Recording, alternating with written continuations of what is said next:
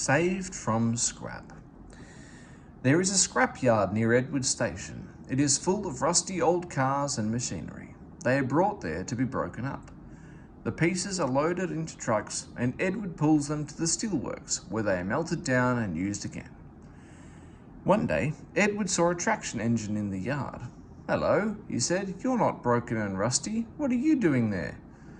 "I'm Trevor," said the traction engine sadly. "They are going to break me up next week." "What a shame," said Edward.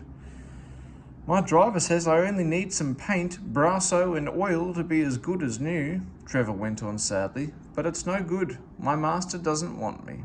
I suppose it's because I'm old-fashioned." Edward snorted indignantly. "People say I'm old-fashioned, but I don't care.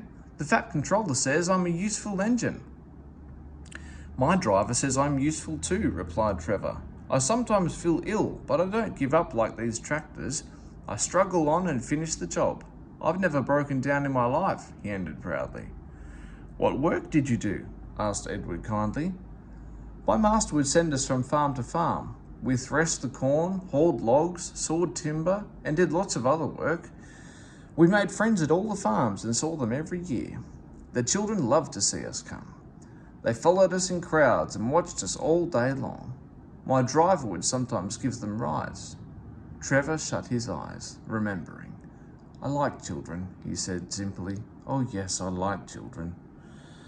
"Broken up, what a shame. Broken up, what a shame," clanked Edward as he went back to work. "I must help Trevor. I must." He thought of the people he knew who liked engines. Edward had lots of friends, but strangely, none of them had room for a traction engine at home. It's a shame, he hissed as he brought the coaches to the station. Then, "Beep, beep," he whistled. "Why didn't I think of him before?" Waiting there on the platform was the very person. "Morning, Charlie." "Morning, Sid." "Hello, Edward." "You look upset." "What's the matter, Charlie?" he asked the driver.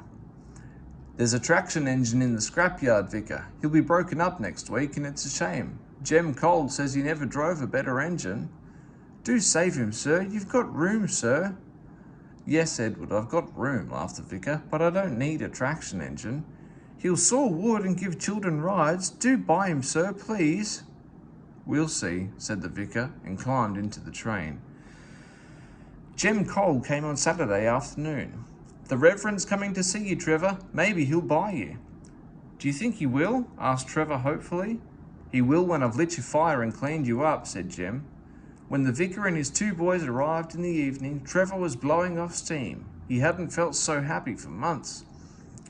"Watch this, Reverence," called Jem, and Trevor chuffed happily about the yard. "Oh, Daddy, do buy him," pleaded the boys, jumping up and down in their excitement. "Now I'll try," and the Vicar climbed up beside Jem. "Show your paces, Trevor," he said, and drove him about the yard. Then he went into the office and came out smiling. "I've got him cheap, Jem, cheap." "Do you hear that, Trevor?" cried Jem. "The Reverend saved you, and you'll live at the vicarage now." "Peep, peep," whistled Trevor happily. "Will you drive him home for me, Jem? And take these scallywags with you. They won't want to come in the car when there's a traction engine to ride on." Trevor's home in the vicarage orchard is close to the railway, and he sees Edward every day. His paint is spotless, and his brass shines like gold. He saws firewood in winter, and Jem sometimes borrows him when a tractor fails. Trevor likes doing his old jobs, but his happiest day is the church fete. Then, with a long wooden sweep bolted to his bunker, he chuffers round the orchard giving rides to the children. Long afterwards you will see him shut his eyes, remembering.